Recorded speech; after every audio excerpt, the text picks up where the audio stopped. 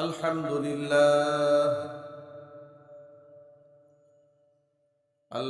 لله نحمده ونستعينه ونستغفره ونؤمن به ونتوكل عليه ونعوذ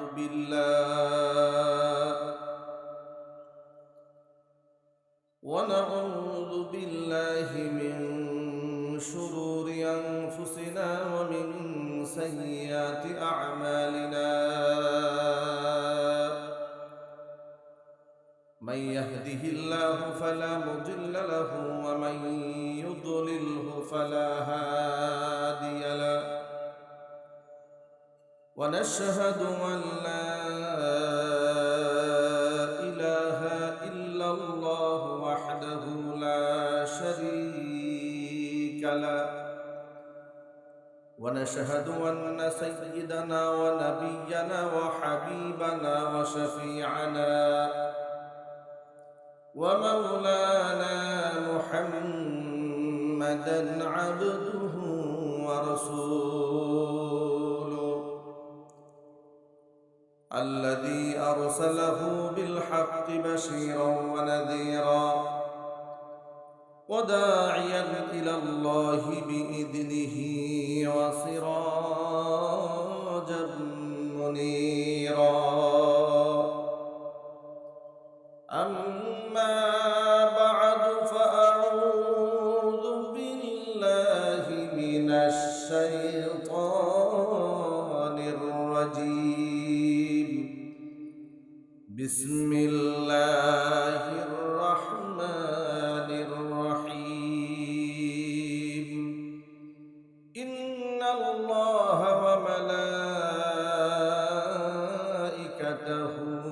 يصلون على النبي يا أيها الذين آمنوا صلوا عليه وسلموا تسليما.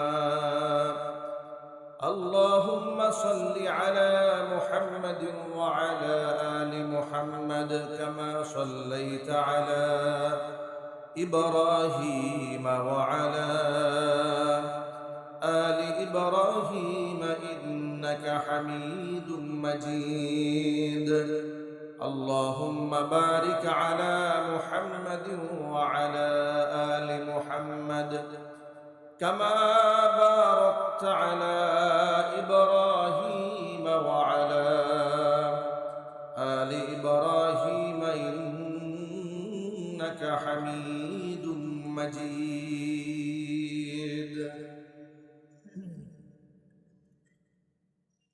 ঐতিহ্যবাহী রাজশাহী জেলার অন্তর্গত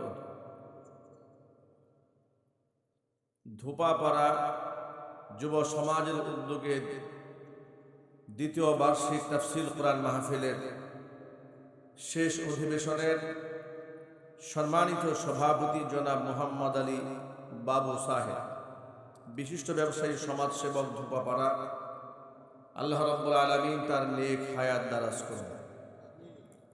প্রধান অতিথি জনাব মাওলানা আহমদুল্লাহ সাহেব, সাবেক ভাইস চেয়ারম্যান পুঠিয়া উপজেলা পরিষদ ও বাংলাদেশ জামাত ইসলামী রাজশাহী পূর্ব জেলা শুরা ও কর্ম পরিষদ সদস্য, আল্লাহ রাব্বুল আলামিন তার নেক হায়াত দারাজ করুন।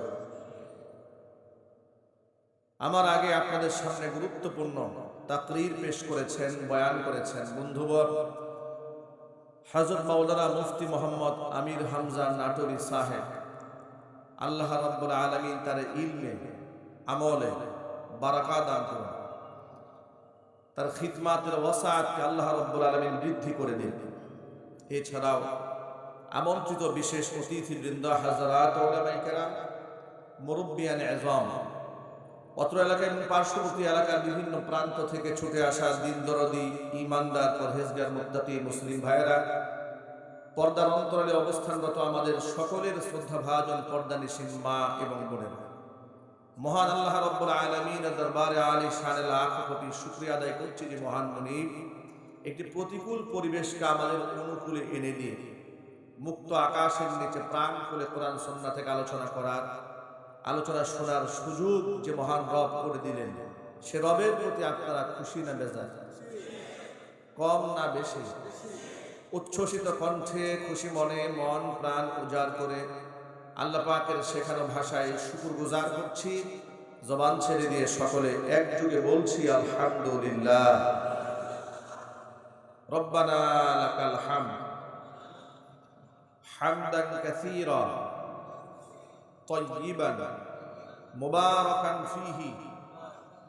রব্বানা লাকাল হামদু কামা ইয়ানবাগি লিজালালি ওয়াজহিকা ওয়া আযীমি সুলতানিকা।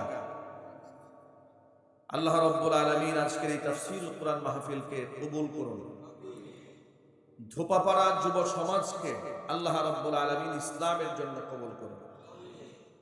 তাদের জিন্দেগীর গুনার খাতা আল্লাহ তাআলা মাফ করে দিন। অত্র এলাকার সমস্ত মুর্দিগানের কবরে আযাব আল্লাহ পাক কিয়ামত পর্যন্ত বন্ধ করে দিন।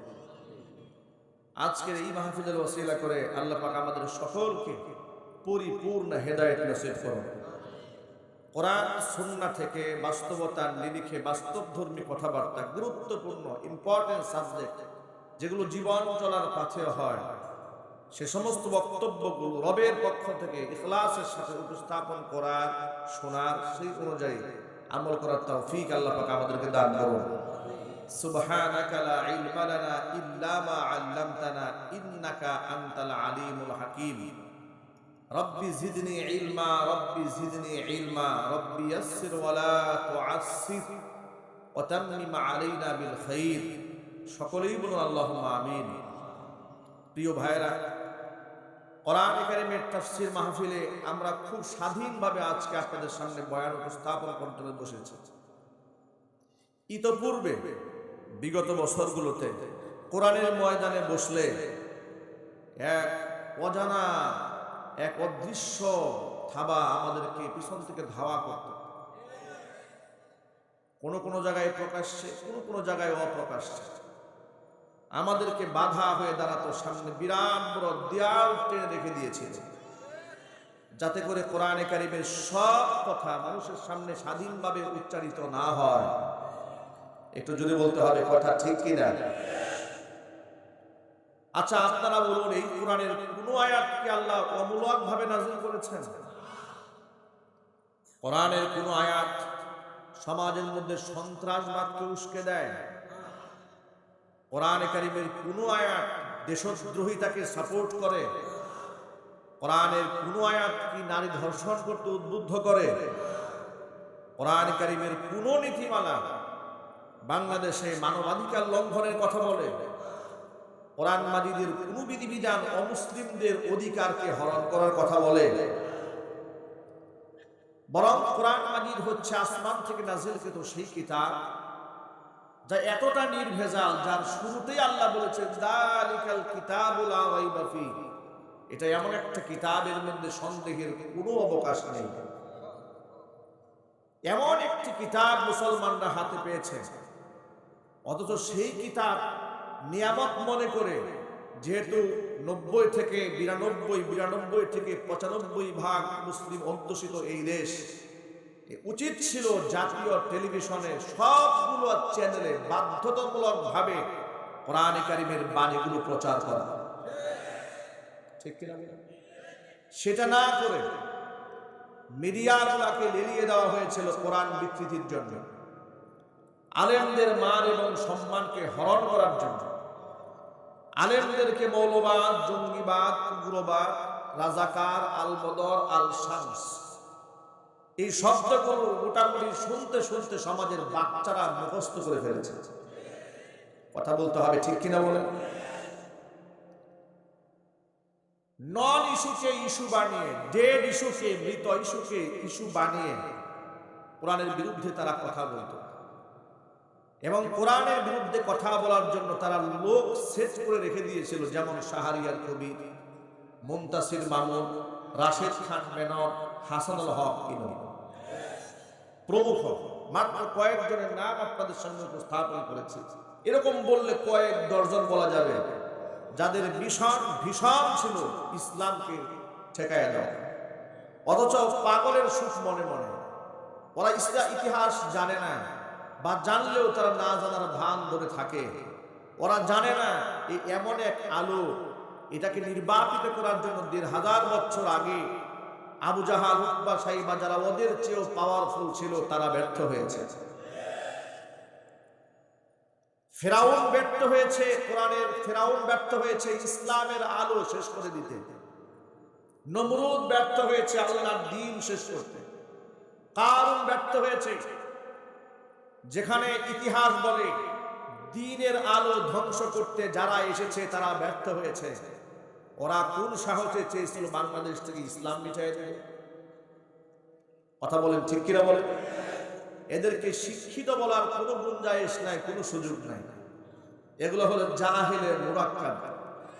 এগুলো এমন মূর্খ যে মূর্খ নিজেও জানে না ও কি জানে না। ইসলাম বিরোধিতা করার জন্যই তারা বিরোধিতা করেছে। কথা বলতে হবে ঠিক কিনা? উচিত ছিল কোরআন কারীমকে নিয়ামত মনে করা, কোরআনপন্থীদেরকে নিয়ামত মনে করা। কারণ এই দেশের প্রকৃত দেশপ্রেমিক হচ্ছে এই মাটির ওলামায়ে কেরাম। সন্দেহ আছে নাকি আপনাদের? এদেশের আলেমরা সর্বনিম্ন পারিশ্রমিক গ্রহণ করে সর্বোচ্চ সেবাটা মানুষকে তারা দিয়ে থাকে। মসজিদের ইমাম, মুয়াজ্জিন, খাদেমদের আপনারা কয় টাকা বেতন দেন? তারা যে সার্ভিসটা দিচ্ছে আন্দাজ করতে পেরেছেন কোনোদিন? ৫-৭ হাজার টাকা বেতনে কি করে একজন মানুষের সংসার চলে? বছরের পর বছর, যুগের পর যুগ আপনাকে জাহান্নাম থেকে বাঁচাবার জন্য তার প্রচেষ্টার কোনো কমতি নাই। কথা বলতে হবে ঠিক কিনা? সেই সমস্ত আলেম ওলামাদেরকে প্রতিনিয়ত তারা তুচ্ছ তাচ্ছিল্য করেছে। অথচ আল্লাহর নবী, দু জাহানের বাদশাহ, ইমামুল মুরসালিন, রাহমাতুল লিল আলামিন, খাতামুল আম্বিয়া, নবিয়ুনা মুহাম্মদুর রাসূলুল্লাহ সাল্লাল্লাহু আলাইহি ওয়াসাল্লাম বলেছেন, ইয়াশফাউ ইয়াওমাল কিয়ামাতি সালাসাতুন। কিয়ামতের দিন আল্লাহর হুকুম ছাড়া যেদিন কেউ কথা বলতে পারবে না, আল্লাহ পাক ৩ শ্রেণীর মানুষকে সেদিন সুপারিশ করার জন্য সুযোগ করে দিবেন। ১ নম্বর শ্রেণী হচ্ছে আল আম্বিয়া, নবীগণ আল্লাহর দরবারে কিয়ামতের দিন সুপারিশকারী হবেন। সুম্মাল উলামা, নবীগণের পরে আল্লাহ পাক আলেমদেরকে সুযোগ করে দিবেন, তারা যেন জাতির মানুষের জন্য সুপারিশ করে মানুষদেরকে জান্নাতে নিয়ে যায়। ৩য় নম্বরে সুম্মা শুহাদা, আল্লাহ পাক শহীদদেরকে সুযোগ দেবেন সুপারিশ করার জন্য, তোমরা সুপারিশ করে মানুষদেরকে জান্নাতে নিয়ে যাও। ভিন্ন একটা হাদিসের মধ্যে এসেছে, ইউকালু লিল আবিদি উদখুলুল জান্নাহ, আবেদকে বলা হবে উদখুলিল জান্নাহ, তুমি জান্নাতে প্রবেশ করো। ওয়া ইউকালু লিল আলিমি কিফ, আলেমকে বলা হবে তুমি একটু দাঁড়াও। আবেদকে পাঠিয়ে দেওয়া হবে জান্নাতে, কোনো দায়িত্ব তার নাই। আলেমকে আল্লাহ পাক বলবেন কিফ, ও আলেম তুমি দাঁড়িয়ে যাও। ওয়াসফা তুসাফা, তুমি আজকে মানুষের জন্য সুপারিশ করো, তোমার সুপারিশ আজকে মঞ্জুর করা হবে। অফি রিওয়ায়াতিন ওয়াসফা লিন নাস, তুমি মানুষের জন্য সুপারিশ করো। আল্লাহু আকবার বলে। যে নবীগণ কিয়ামতের ময়দানে আল্লাহর দরবারে সুপারিশ করবেন, উলামায়ে কেরাম সুপারিশ করবেন, শুহাদায়ে কেরাম সুপারিশ করবেন, তাদের সাথে উচিত ছিল হৃদয় দিয়ে সম্পর্ক রাখা, শ্রদ্ধা করা, ভালোবাসা। অথচ এই ৩টা শ্রেণীকেই তারা শত্রু বানিয়েছিল। জোরে বলেন ঠিক কিনা বলেন? আমি আপনাদেরকে বলতে চাই হাদিসের ভাষা থেকে, নবীজি সাল্লাল্লাহু আলাইহি সাল্লাম বলেছেন, আল মারউ মা মান আহাব্বা। হাদিসের বর্ণনাকারী সাহাবীর নাম হচ্ছে আনাস ইবনে মালিক রাদিয়াল্লাহু তাআলা আনহু। রাসূলের সেই ছোট্ট সাহাবী 10 বছর বয়সে নবীজির খাদেম হয়েছেন। হযরত আনাসের বয়স যখন 20 বছর হয়েছে, নবীর ইন্তেকাল হয়ে যায়।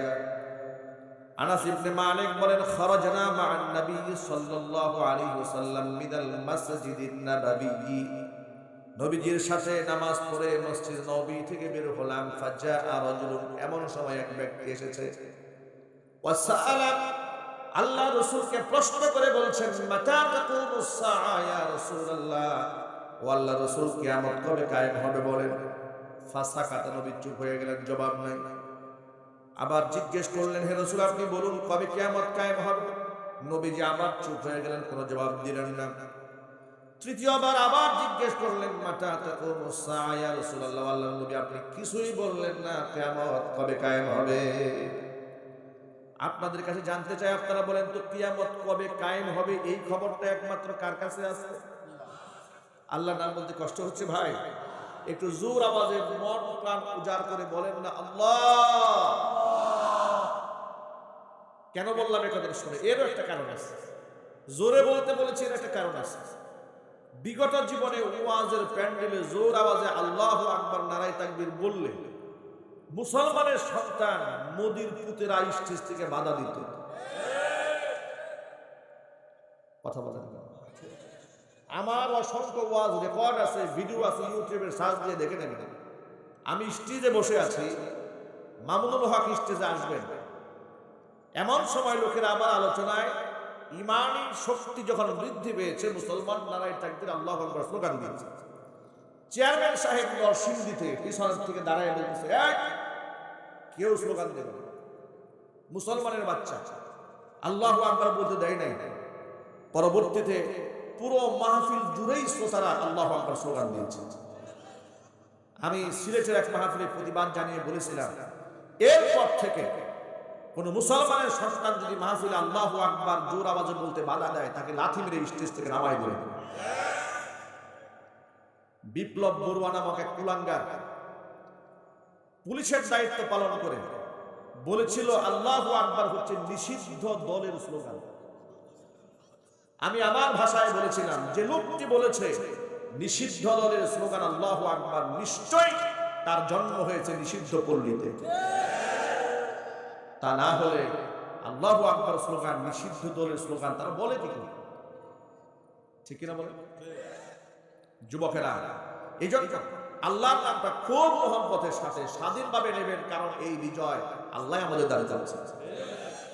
5ই আগস্টের এই বিজয় কে দিয়েছেন বলেন তো আপনারা? ছাত্ররা দিয়েছে, হুজুররা দিয়েছে, আলেমরা দিয়েছে। বিজয় কে দিয়েছে? চিল্লায় বলেন আল্লাহু আকবার।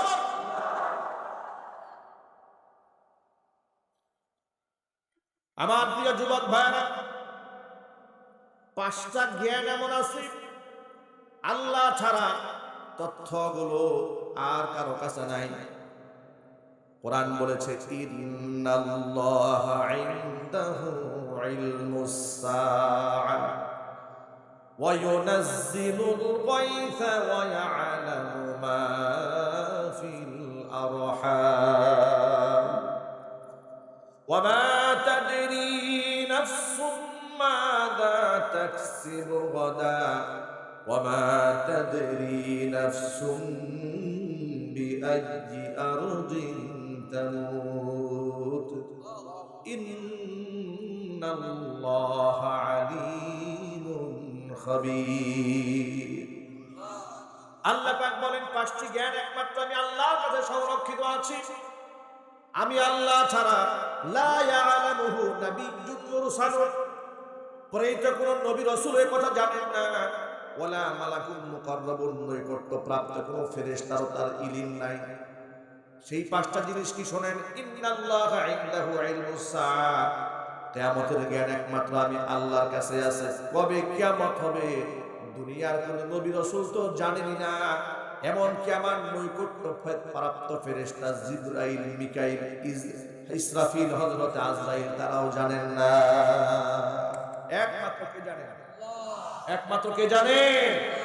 গেল একটা কথাটা খুব মনে রাখবেন, কিয়ামতের জ্ঞান আল্লাহ ছাড়া কারো জানা নাই।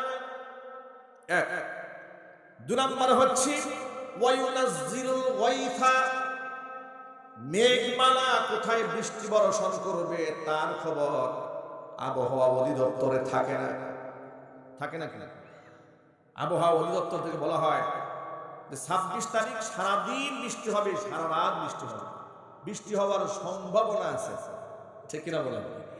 অনেক সময় বৃষ্টি না হয়ে এমন রৌদ্র উঠে পাগল হয়ে যায় না, ঠিক না ভাই? এখন তো মোবাইল আসছে, দেখা যায় এক সপ্তাহ পর্যন্ত আবহাওয়ার পূর্বাভাস লক্ষ্য করা যায়, কিন্তু অনেক সময় মেলে না, অনেক সময় মিলে, অনেক সময় মিলে না। কারণ প্রকৃত জ্ঞানটা কার কাছে আছে? আরো যদি বলুন, আল্লাহর কাছে আছে। আল্লাহ বলছেন এই জ্ঞানটা আমি আল্লাহ ছাড়া আর কার কাছে আছে? 2 নম্বর।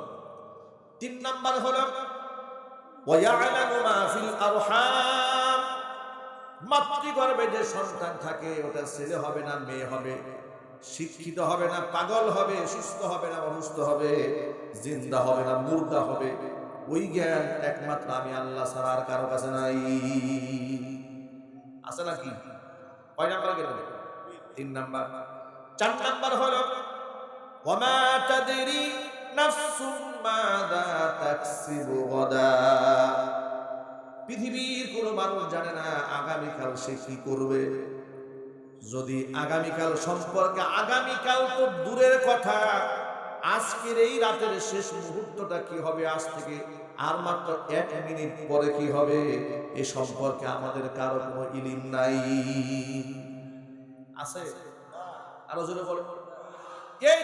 একটা দেশ, একটি রাষ্ট্র পরিচালিত হয়, কত ইন্টেলিজেন্স থাকে, কত গোয়েন্দা বিভাগ থাকে, এসএসএফ থাকে, একেবারে স্পেশাল সিকিউরিটি ফোর্স থাকে, ডিবি থাকে, ডিজিএফআই থাকে, এনএসআই থাকে। এত গোয়েন্দা সংস্থা থাকার পরেও স্বৈরাচারী জানতো না আজকে তাকে পালাতে হবে। কথা বলেন ঠিক কিনা বলেন? স্বৈরাচারী যদি জানতো যে আজকে তাকে পালাতে হবে, তাহলে 10-12 পদের রান্না গণভবনে হতো না। কথা বলেন, এত পদের রান্না হতো না, এত পদের রান্না হতো না। আপনারা তো তথ্য অনেকে হয়তো জানেন না, মজাদার রান্না হয়েছে, খাবারও সময় পায় নাই, পালাতে হয়েছে। এমনকি সে সময় চেয়েছিল সেনাবাহিনীর কাছ থেকে যে আমাকে 1 ঘন্টা সময় দেওয়া হোক, আমি জাতির উদ্দেশ্যে একটা ভাষণ দিয়ে যাই। সেনাবাহিনী বলেছে আপনার সময় 45 মিনিট। ভাষণ দিবেন না গাঁটটি বুসকা গুল করবেন, সেটা আপনার সিদ্ধান্ত, কিন্তু চামড়া না থাকলে কিন্তু আমি দায়ী না। আল্লাহু আকবার বলবেন না? আল্লাহু আকবার বলেন। আমি আমার ভাষায় কি বলেছি জানেন? আমি আমার ভাষায় বলেছি, তুমি বাংলাদেশের অসংখ্য আলেমকে বিনা নোটিশে তার কর্মসংস্থান থেকে তুমি বের করে দিয়েছে। আমি আমার জুমার মসজিদে 8 বছর বোটবাজার সেন্ট্রাল মসজিদে খুতবা দিয়েছি, আমাকে বিদায়ী খুতবা দেওয়ার সুযোগ দেয় নাই। আমাকে সেখান থেকে প্রশাসনের চাপ দিয়ে কর্তৃপক্ষকে বলেছে তাকে রিজাইন দেন, কর্তৃপক্ষ বলেছে রিজাইন কেন দিব, অপরাধ বলে কেন আমাদের খতিব সাহেবকে আমরা এখান থেকে রিজাইন লেটার পাঠাবো? আমাদের খতিব সাহেবের পেছনে জুমার নামাজ পড়ার জন্য 64 জেলার লোকেরা ভিড় করে, সকাল থেকে লোক বসে থাকে, আমরা কেন তাকে খুতবা থেকে আউট করব? বলে উপরের নির্দেশ। উপরের নির্দেশ যদি হয়ে থাকে তো উপরের চাকরি তো আর আমরা করি না, আমরা কোনো রিজাইন লেটার দিতে পারবো না। কর্তৃপক্ষ আমাকে রিজাইন লেটার দিতে অস্বীকার করার করলে প্রশাসন এমন ভাবে মসজিদ ঘেরাও দিল, মসজিদে আকসাকে যেমন পশু সৈন্যরা ঘেরাও করে, ওরা আবার মসজিদটাকে সেভাবে ঘেরাও দিল। নামাজ শেষ হওয়ার পরে প্রশাসনের ঊর্ধ্বতন কর্মকর্তা আমাকে ফোনে জানালে, হুজুর আগামী সপ্তাহ থেকে যদি আপনি আসেন সরাসরি নির্দেশে আপনাকে গ্রেফতার করা হবে। আমি বললাম অন্ততপক্ষে একটা খুতবা দিয়ে চলে যায়, আমি বিদায় নিয়ে যাই মুসল্লিদের কাছ থেকে, চোরের মতো পালিয়ে যাব আমি? কি অপরাধ করেছি? বললো না, আপনার বিদায় নিতে দেওয়া হবে না। বিদায় নিতে গেলে আপনি যদি বলেন জুমা আপনি পড়াবেন না, একটা বিশৃঙ্খলা সৃষ্টি হবে। ওরাও জানে যে ওদের কোনো জনসমর্থন নাই। কথা বলেন না কেন আপনারা? আমাকে শেষ খুতবা দেওয়ার সুযোগ দেওয়া হলো না। আল্লাহ করিম মসজিদ থেকে আল্লামা খুরশিদ আলম কাসিমীকে বের করে দিয়েছে, হাবিবুল্লাহ মাহমুদ কাসিমীকে তার মসজিদ থেকে তাড়িয়ে দিয়েছে, ছোট্ট রফিকুল ইসলাম মাদানীকে মাদ্রাসা ছাড়া করেছে, মাদ্রাসা দখল করে দিয়েছে। অসংখ্য আলেমদেরকে মানুষের কাছ থেকে বিদায় নেওয়ার সুযোগ দেয়নি স্বৈরাচারী। স্বৈরাচারী ও জাতির কাছ থেকে বিদায় নেওয়ার সুযোগ পায় নাই, চোরের মতো পালিয়েছে। প্রায়শ্চিত্ত ভোগ করতে হয়েছে। এগুলা হচ্ছে কর্মফল। কর্মফল থেকে আপনি তাবিজ করেও মানুষকে বাঁচাতে পারবেন। বাটি চালান দিলেও কাজ হবে না, কর্মফল আপনাকে ভোগ করতেই হবে। যদি বলেন ঠিক কিনা বলেন। কত দেশে যাওয়ার জন্য উনি ধান্দা করেন, কেউ ভিসা চায় না। আরে আফসোস, যিনি নাকি শান্তিতে নোবেল পাবে, এ মাদার অফ হিউম্যানিটি, মানবতার মা, আমরা বলি মাদার অফ ডাইনি। কথা বলতে হবে ঠিক কিনা যদি বলে। মাদার অফ ডাইনি নোবেল তিনি পাবেন। ক্ষমতায় থাকা অবস্থায় দম্ভ হনিকায় বলতো গোটা বিশ্বের পাওয়ারফুল নেতা, বিশ্বের এমন পাওয়ারফুল নেতা ইন্দুরের গর্ত পাচ্ছে না পালাবার জন্য। সুতরাং সবক গ্রহণ করেন, শিক্ষা গ্রহণ করেন। আগামী সম্পর্কে আমরা কেউ জানি না, ওরাও জানতো না, যার কারণে ওরা ধারণা করতে পারে নাই যে নৌকা 41 সালে তীরে গিয়ে ভিড়বে, সেটা কেমনে 24 সালে মাঝখানে গিয়ে ঢুকলো। ঠিক না ভাই? ওরা তো বলেছিল এই নৌকা চলছে তো চলবে, একেবারে নূহ নৌকার মতো, একবার যদি পাহাড়ে গিয়ে ঠেকবে 41 সালে। কিন্তু যদি পাহাড়ে যাওয়ার আগে মোদির লগে গুতাগুতি করে 24 শেষ। কথা বলতে হবে মুসলমান, ঠিক কিনা বলে।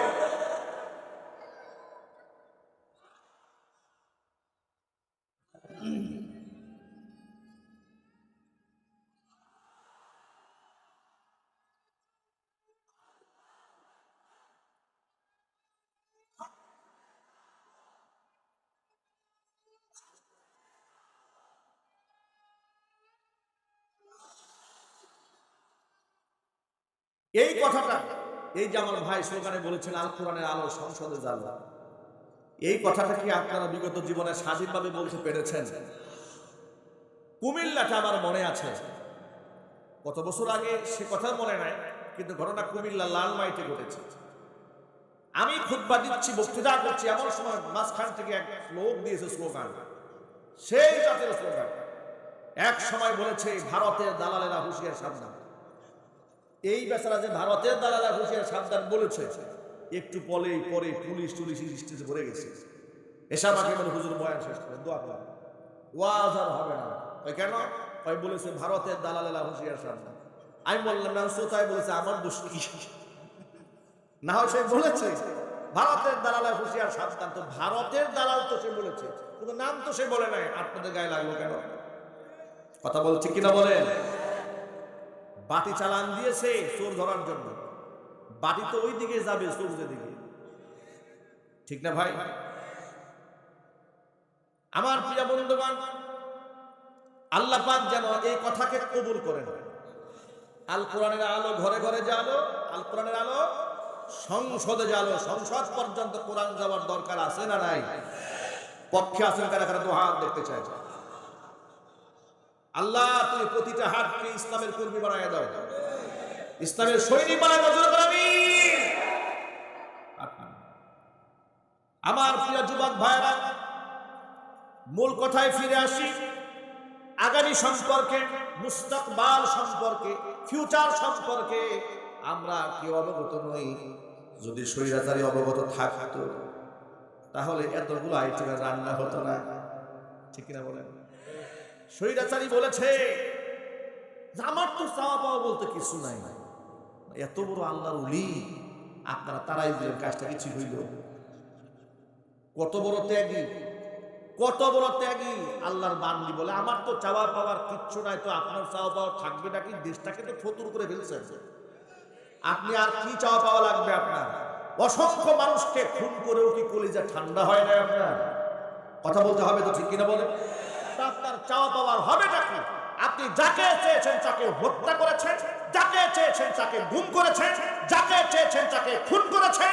আপনি চেয়েছেন আলেমদেরকে কারারুদ্ধ করতে করেছেন, আপনি চেয়েছেন আলেমদেরকে ফাঁসির কাস্তে ঝুলিয়ে মারতে, আপনি তাই করেছেন। কথা বলতে হবে, ঠিক কিনা বলেন? আপনার কোন চাওয়া আপনি অপূর্ণ রেখেছেন? আপনি বলেন আমার চাওয়া পাওয়ার কিছু নাই। তিনি গোটা জাতিকে অনাহারে রেখে নিজের 10 পদ দিয়ে খাবার খেতেন, আবার পাবলিকলি বলতেন আপনারা কৃচ্ছতা সাধন করেন। রমজান মাসে ইফতার প্রোগ্রামকে রাষ্ট্রীয়ভাবে নিষিদ্ধ করে দেওয়া হয়েছিল অর্থনৈতিক সেভ করার জন্য। অথচ রমজান মাসে ঢাকা বিশ্ববিদ্যালয়ের মধ্যে রঙ্গলীলা হয়েছে, হোলি উৎসব হয়েছে, বাধা দেওয়া হয় না, কিন্তু ইফতার প্রোগ্রামে বাধা দেওয়া হয়েছে। কি করেননি আপনি? কি করেননি আপনি? তিনি আমাদেরকে উপদেশ দিতেন কাঁঠালের বার্গার খাওয়ার জন্য, পেঁয়াজ ছাড়া রান্না খাওয়ার জন্য, এরপরে কাঁচামরিচ শুকায়া ফ্রিজে রাখার জন্য। কত বুদ্ধিমাতার মধ্যে সব দিয়েছে। আর নিজে খাইতেন বড় বড় আইট মাছ, বোয়াল মাছ, ঠিক না ভাই? আপনারা দেখেন না এগুলা? এগুলা সে ভবিষ্যৎ জানে না, এই জন্য বড় বড় কথা বলেছে, এই জন্য মানুষদেরকে রাজাকারের বাচ্চা বলে গালি দিয়েছে। সে ভবিষ্যৎ জানে না, তাদেরকে পালাতে হবে তাদের প্রভুদের কাছে। এবার মূল কথা আসি, এক বাক্যে জবাব দিয়ে বলেন, ইন ফিউচার কে জানে? আটলা গানটা জুড়ে বলেন, ভবিষ্যৎ একমাত্র কে জানেন? কোন পীর সাহেব জানেন, কোন আলেম জানেন, কোন আল্লাহর ওলি জানেন? যিনি একমাত্র জানেন তিনি কে? আল্লাহ বলছেন, ওয়ামা তাদরি নাফসুম মাযা তাকসিবু গাদা ওয়ামা তাদরি নাফসুম বিআইয়ি আরদিন তামুত। কোন মাটিতে মানুষ মারা যাবে সেটাও মানুষ জানে না। তাহলে এই যে পাঁচটা জ্ঞান, এই পাঁচটি জ্ঞান একমাত্র রবের কাছে সংরক্ষিত আছে। আনাস ইবনে মালিক বলেন, ওই লোকটা এসে রাসূলকে যখন জিজ্ঞেস করলেন কিয়ামত কবে কায়েম হবে, ফাসাকাটা, নবী চুপ হয়ে গেলেন, জবাব নাই। দ্বিতীয়বার আবার জিজ্ঞেস করেছেন, নবীজি কোনো জবাব দেননি। তৃতীয়বার আবার জিজ্ঞেস করেছে। এবার নবী সাল্লাল্লাহু আলাইহি ওয়াসাল্লাম তাকে বললেন, শোনো, বারবার কিয়ামতের কথা জানতে চাও, কিয়ামতের মাঠ তো বড় ভয়াবহ মাঠ। ফামা আদাত্তালাহা, কিয়ামতের জন্য তোমরা প্রস্তুতি কি, তোমার প্রিপারেশন কি? তুমি বারবার জানতে চাচ্ছ কিয়ামত কবে। কিয়ামতের মাঠ তো এত ভয়াবহ মাঠ। ইয়াউমা ইয়াফিরুল মারউ মিন আখিহি ওয়া উম্মিহি ওয়া আবিহি ওয়া সাহিবাতিহি ওয়া বানিহি। কিয়ামতের মাঠে তো ইয়াউমা ইয়াফিরুল মারউ মিন আখিহি, মানুষ তার ভাই থেকে, ওয়া উম্মিহি তার মা থেকে, ওয়া আবিহি তার বাবা থেকে, ওয়া সাহিবাতিহি তার স্ত্রী থেকে, ওয়া বানিহি তার সন্তানদের থেকে মানুষ পলায়ন করবে। এত ভয়াবহ মাঠ, সেই মাঠের জন্য তোমার প্রস্তুতি কি? সাহাবী বলছেন, ইয়া রাসূলুল্লাহ, ইয়া হাবিবাল্লাহ, কিয়ামতের মাঠের জন্য অনেক নামাজ, অনেক রোজা, অনেক দান সদকা জমা করতে পারি নাই, তবে অন্তর থেকে আল্লাহ এবং তার রাসূলকে বড্ড ভালোবাসি। আল্লাহর নবী রাহমাতুল লিল আলামিন তখন জবাবে বললেন, আল মারউ মা মান আহাব্বা ওয়া আনতা মা'আল্লাযী আহাব্বাতা। সাবির, শোনো, পৃথিবীতে যে যাকে ভালোবাসবে পরকালে সে তারই সাথী হয়ে দাঁড়াবে। ওয়া আনতা মা'আল্লাযী আহাব্বাতা, তুমি যাকে ভালোবেসেছো তার সাথেই তোমার হাসর নসিব হয়ে যাবে। বর্ণনাকারী সাহাবী হযরত আনাস বলেন, এই হাদিসটা সাহাবায়ে কেরাম শোনার পরে সাহাবায়ে কেরাম এত আনন্দিত হলেন, এত হাস্যোজ্জ্বল হলেন, এতটা আনন্দিত আর উদ্বেলিত তারা হয়ে গেলেন, আমি আমার গোটা জীবদ্দশায় সাহাবীদেরকে এত আনন্দিত কোনোদিনও হতে দেখি নাই। কারণ সাহাবায়ে কেরাম সেদিন বুঝতে সক্ষম হয়েছিলেন, যার সাথে যার মহাব্বত তার সাথেই তার কিয়ামত যদি হয়েই থাকে। আর এটা নবীজির মুখ থেকে বের হয়েছে। আপনারা এক বাক্যে জবাব দিয়ে বলেন, রাসূলের জবান থেকে যে কথা বের হয় এটা কি মন গড়া নাকি আল্লাহর কথা? আল্লাহ রাব্বুল আলামিন তার হাবিব সম্পর্কে কোরআন মাজিদের মধ্যে বলেছেন, ওয়ামা ইয়ানতিকু আনিল হাওয়া ইন হুয়া ইল্লা ওয়াহয়ুন ইউহা। আমার নবীজি মন গড়া কোনো কথা তিনি বলেন না, যা তিনি বলেন ওহী প্রত্যাদেশ পাওয়ার পরেই তিনি বলেন। জোরে জোরে বলেন সুবহানাল্লাহ। একটা মজার তথ্য আপনাদেরকে শোনাই দেই, খুব ভালো করে শোনেন। আল্লাহর হাবিব রাহমাতুল লিল আলামিনের ব্যাপারে মানুষ যত অপবাদ দিয়েছে, কাফেররা যত প্রকার কষ্টদায়ক শব্দ ব্যবহার করেছে, নবী করিম সাল্লাল্লাহু আলাইহি সাল্লাম নিজে কোনো কথার প্রতিবাদ জানাননি, কিন্তু স্বয়ং আল্লাহ রাব্বুল আলামিন তার হাবিবের পক্ষ থেকে সকল কষ্টের জবাব দিয়ে দিয়েছে। আল্লাহু আকবার। আচ্ছা আপনারা বলেন তো, আল্লাহর নবীকে লোকেরা পাগল বলেনি? যদি বলুন বলেননি, পাগল বলেছে, কিন্তু আল্লাহর নবী কোনোদিন বলে নাই না না আমি পাগল নই। তিনি প্রতিবাদ করেননি, প্রতিবাদ করেছেন স্বয়ং আল্লাহ পাক। কোরআন মাজিদে বলেছেন ওয়ামা সাহিবুকুম বিমাজনুন, তোমাদের সাথী আমার বন্ধু মুহাম্মদ সাল্লাল্লাহু আলাইহি সাল্লাম তিনি পাগল নন। আল্লাহু আকবার। লোকেরা আরেকটা অপবাদ দিয়েছে, 40 বছর স্কুলে লেখাপড়া করেনি, কবি সাহিত্যিকের সান্নিধ্যেও যায়নি, কিন্তু এত সুন্দর করে মিলিয়ে মিলিয়ে কথা তিনি যে বলেন, কথা শুনলে মনে হয় তিনি এখন কবি হয়ে গেছেন, তিনি মনে হয় কবি। আল্লাহ রাব্বুল আলামিন কোরআন কারীমের আয়াত নাযিল করে জানাই দিলেন, না আমার হাবিবকে তোমরা কবি বলো না। ওয়ামা হুয়া বিকাউলি শাইরিন কালিলাম মা তুমিনুন, এটা কোনো কবিতার কথা নয়, এটা কোনো কবির কথা নয়। কালিলাম মা তুমিনুন, তোমরা খুব কমই ঈমান আনো। এরপরে তারা ভাবলো তিনি যদি কবি না হন তাহলে তিনি অ্যাডভান্স কথাবার্তা যে বলেন নিশ্চয়ই তিনি জ্যোতিষী হয়ে গেছেন। আল্লাহ রাব্বুল আলামিন সে কথারও প্রতিবাদ জানিয়েছেন। আল্লাহ বলেছেন ওয়ালা বিকাউলি কাহিনিন কালিলাম মা তাযাক্কারুন, এটা জ্যোতিষীর কথা নয়, তবে তোমরা খুব কমই উপদেশ গ্রহণ করো। তাহলে মনে মনে প্রশ্ন হলো, কবির বানানো কথা নয়, লেখকের পদ্য নয়, গদ্য নয়, তাহলে এগুলা কি? আল্লাহ বলছেন তানজিলুম মির রাব্বিল আলামিন, এটা বিশ্ব প্রতিপালক আমি রবের পক্ষ থেকে নাযিলকৃত কিতাব। জোরে বলেন সুবহানাল্লাহ। আমার প্রিয় বন্ধুগণ, আল্লাহর নবী যখন মুখ থেকে কথা উচ্চারণ করেছেন আল মারউ মা মান হাব্বা, দুনিয়াতে যে যাকে ভালোবাসবে তার সাথেই তার হাসর হবে। আনাস ইবনে মালিক বলেছেন সাহাবীরা এত খুশি হয়েছেন, এত খুশি জীবনে আমি কোনোদিন হতে দেখি নাই। সাহাবায়ে কেরাম রাসূলকে কত ভালোবাসতেন শোনেন। আল্লাহর নবীকে ভালোবাসা এটা কিন্তু ঈমানের বড় একটা জায়গা।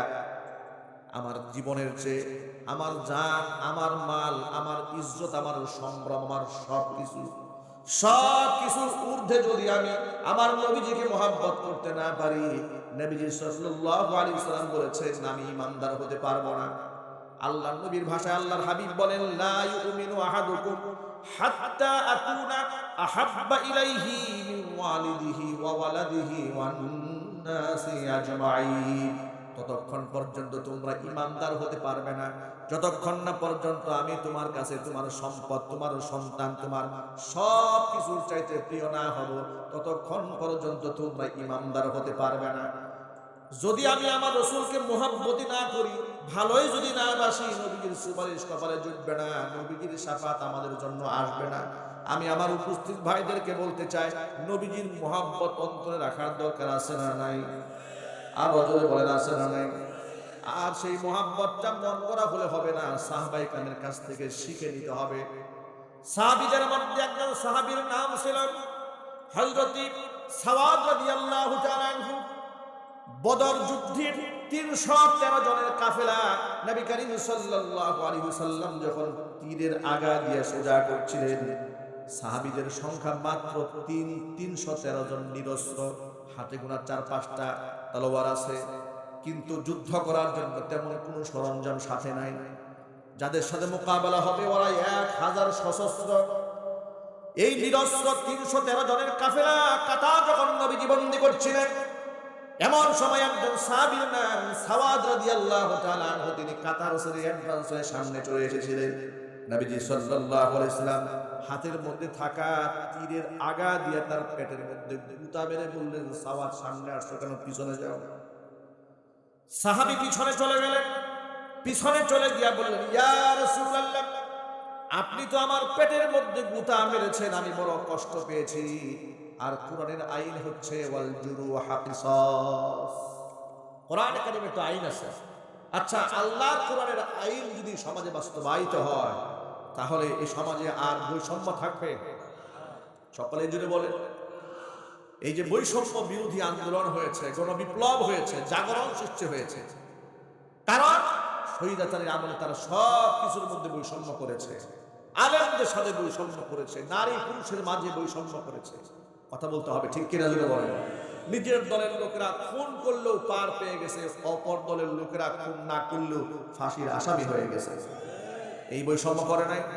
এই বৈষম্য দূর করতে গেলে আল্লাহর কোরআনের আইনের বিকল্প কোনো রাস্তা আছে? কোনো রাস্তা নেই। তো সাহাবী রাসূল পাক সাল্লাল্লাহু আলাইহি সাল্লামকে বলেছিলেন, হে আল্লাহর রাসূল, আপনি যে আমাকে পেটের মধ্যে তীরের আঘাত দিয়ে গুতা মেরেছেন, আমি কিন্তু খুব কষ্ট পেয়েছি, আমি এর বদলা নিতে চাই। আল জুরুহা কিসাস, আমি বদলা নিলাম। আল্লাহর নবী বাক স্বাধীনতা কাকে বলে? দু জাহানের বাদশাহ ইমামুল মুরসালিন শাহাদাত আঙ্গুলি ইশারা করলে চাঁদ দ্বিখণ্ডিত হয়ে যায়। রাস্তায় উন্মুক্ত আকাশে প্রচন্ড রোদের মধ্যে, খরতাপের মধ্যে হেঁটে গেলে আসমান থেকে মেঘমালা যাকে ছায়া দেয়, মরা গাছের নিচে শুয়ে থাকলে যার সম্মানে মরা গাছ জিন্দা হয়ে ছায়া দেয়, এমন একজন দুজাহানের বাদশার সামনে দাঁড়িয়ে সাহাবী বলছেন, সাওয়াদ বলছেন, নবীজি আপনি আমাকে আঘাত করেছেন, আমি বদলা নেব। সাথে সাথে নবীজির হাতে থাকা তীরখানা তার হাতে ধরাই দিলেন, নাও বদলা। সাহাবী বলছেন, ইয়া রাসূলুল্লাহ, আপনি আমাকে যখন পেটের মধ্যে গুতা মেরেছিলেন, আমার পেটের মধ্যে চাদর দিয়ে আবৃত করা ছিল, উন্মুক্ত ছিল, কিন্তু আপনার দেহ তো চাদর আবৃত করা, আপনি চাদর খোলেন, রাহমাতুল লিল আলামিন সাথে সাথে গায়ের চাদরখানা উন্মুক্ত করে সাহাবীর জন্য প্রতিশোধের সুযোগ করে দিলেন। এবার নবীজি সাল্লাল্লাহু আলাইহি সাল্লামের উন্মুক্ত দেহখানা সামনে নিয়ে সাহাবী নিজের হাতে তীরখানা মাটিতে ফেলে দিয়া আল্লাহর নবীকে বুকের সাথে জড়ায় দিয়ে হুজুরের দেহ মোবারকের মধ্যে চুমা খাইতে থাকলেন। আল্লাহু আকবার বলেন। কত মুহাব্বত রাসূলের। চুমা খেয়ে থাকলেন, চোখের পানি ছেড়ে বলেন, ইয়া রাসূলুল্লাহ, ইয়া হাবিবাল্লাহ, যার মহব্বতে জীবন দিতে পারি, যার মহব্বতে দেশ ছাড়তে পারি, যার মহব্বতে পরিবার ছাড়তে পারি, এমন ব্যক্তির কাছ থেকে আমি বদলা নেব, আপনি কি করে ধারণা করলেন? নবীজি বললেন, সাওয়াদ এই কাজটি তুমি কেন করলে? সাওয়াদ বললেন, নবীজি আমরা সদস্য মাত্র ৩১৩ জন, নিরস্ত্র, প্রতিপক্ষ ১০০০ সশস্ত্র, জানি না এই জিহাদের মধ্যে আমরা গাজী হইয়া বাড়ি ফিরতে পারি নাকি শাহাদাতের পেয়ালা পান করে দুনিয়া থেকে চিরদিনের জন্য বিদায় হয়ে যায়। যদি এটা আমার জীবনের শেষ মুহূর্ত হয়ে থাকে, আপনার পবিত্র দেহের সাথে আমার দেহটা একটু লাগাইয়া ধন্য বানায় নিলাম, যাতে করে আপনার দেহ মোবারকের ছোঁয়ায় আমার দেহটা জাহান্নামের আগুন থেকে বেঁচে যায়। ও আমার ভাই, এই জন্য কোরআন মাজিদে আল্লাহ রাব্বুল আলামিন বলেছেন, আমিনু কামা আমানান নাস, ঈমান আনো সেইভাবে যেভাবে লোকেরা ঈমান এনেছে। এর মানে হচ্ছে আমানা সাহাবা, সাহাবায়ে কেরামের ঈমান হচ্ছে তোমাদের জন্য ঈমানের মডেল এবং নমুনা। আল্লাহু আকবার। সাহাবীদের মুহাব্বত আমাদের জন্য মডেল, সাহাবীদের আমাল আমাদের জন্য মডেল। জোরে বলুন আল্লাহু আকবার। আমার যুবকেরা, নবী করিম সাল্লাল্লাহু আলাইহি ওয়াসাল্লামকে সাহাবায়ে কেরাম এরকম মুহাব্বত করেছেন, এমন ভালোবাসা তিনি দিয়েছেন। হুজুর সাল্লাল্লাহু আলাইহি ওয়াসাল্লাম বলেছেন, আসহাবী কান নুজুম ফাবিআইহিম ইকতাদাইতুম ইহতাদাইতুম, আমার সাহাবীরা হচ্ছে আসমানের নক্ষত্র সমতুল্য। লক্ষ লক্ষ সাহাবীদের ভেতর থেকে যে কারো অনুসরণ যদি তুমি করো, হেদায়েত প্রাপ্ত হয়ে যাবে। জোরে জোরে বলেন সুবহানাল্লাহ। ভাইরা আমার, আল্লাহর নবী রাহমাতুল লিল আলামিন বলেছেন, দুনিয়াতে যার সাথে যার মুহাব্বত, পরকালে তার সাথেই তার কিয়ামত। আমি আপনাদের কাছে জানতে চাই, নবীদের সাথে মুহাব্বত রাখার দরকার আছে না নাই? আরো জোরে বলেন। নবীদের সাথে মুহাব্বত রাখার অর্থ কি? নবীদের রেখে যাওয়া যে সমস্ত আমালগুলো আছে, যেই সমস্ত আমানত রয়েছে, আমরা সকলে জাতির পিতা ইব্রাহিম আলাইহিস সালাতু ওয়াসসালামের রূহানী সন্তান। তিনি আমাদের জাতির পিতা। এক বাক্যে জবাব দিয়ে বলতে হবে, জাতির পিতার নাম কি? এই কথাটা কদিন আগে খুশি মনে বলতে পেরেছেন? খালি তাকাইছেন ডান পাশে আর বাম পাশে, কথা বলেন না, চিন্তা করেন নাই কি নিয়ামত আল্লাহ পাক দিলেন। এখন মন খুলে বলতে পারছেন জাতির পিতার নাম কি? অনেকে বলে না, ভয় পায় মনে হয় এখনো, কি আপা চট করে আসবে? অনেকেই কথা বলতে ভয় পায়, মনে মনে ভাবে আপা যদি চট করে আসে, আর বেটা আপা তো চট করে আসবেই, ফাঁসির কাস্টে ঝুলার জন্য আসবে। কথা বলতে হবে, ঠিক কিনা জোরে বলে। চেয়ারে বসার জন্য আসবে না, তাকে আনা হবে ফাঁসির কাস্টে ঝুলায় দেওয়ার জন্য। আচ্ছা, সে যে অসংখ্য মানুষকে খুন করেছে, এই ব্যাপারে কি আপনাদের কারো কোনো সন্দেহ আছে? প্রত্যক্ষ এবং পরোক্ষভাবে সে ছিল খুনি, ঠিক কিনা বলেন? সে তো বিডিআর বিদ্রোহের মাধ্যমে বাংলাদেশের শ্রেষ্ঠ সন্তান সেনা অফিসারদেরকে নির্মমভাবে সে হত্যা করে গোটা বাংলাদেশটাকে কাফের বেঈমানদের কাছে জিম্মি বানিয়ে দিয়েছে। 5 মে রাতের আধারে গণহত্যা চালিয়ে আলেম সমাজের মধ্যে ত্রাস সৃষ্টি করে দিয়েছিল। আবার শহীদদের রক্তের সাথে তামাশা করে জাতীয় সংসদে দাঁড়িয়ে বলেছে, হেফাজতের কর্মীরা গায়ের মধ্যে রং মেখে শুয়েছিল, পুলিশ দেখে দৌড় দিয়েছে। ভাবা যায় শহীদদের রক্তের সাথে এত বড় বেঈমানি, এত বড় নাফরমানি কথাবার্তা মানুষ বলে কি করে? শুধু কি তাই, তিনি বলেছিলেন সেদিন ওই 5 মে যে গণহত্যা দিবস আমরা বলি, গণহত্যার সেই রাত কালো অধ্যায় হয়ে থাকবে ইতিহাসের পাতায়। সে বলেছে কোন গুলাগুলির ঘটনা সেদিন ঘটে না। তাকে জাতীয় মিথ্যাবাদী বললে কি আমার গুনাহ হবে? একটু জোরে বলেন না।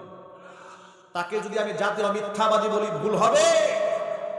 জাতীয় মিথ্যাবাদী আলেমদের রক্তের সাথে বেঈমানি করেছে, কথা বলতে হবে, ঠিক কিনা?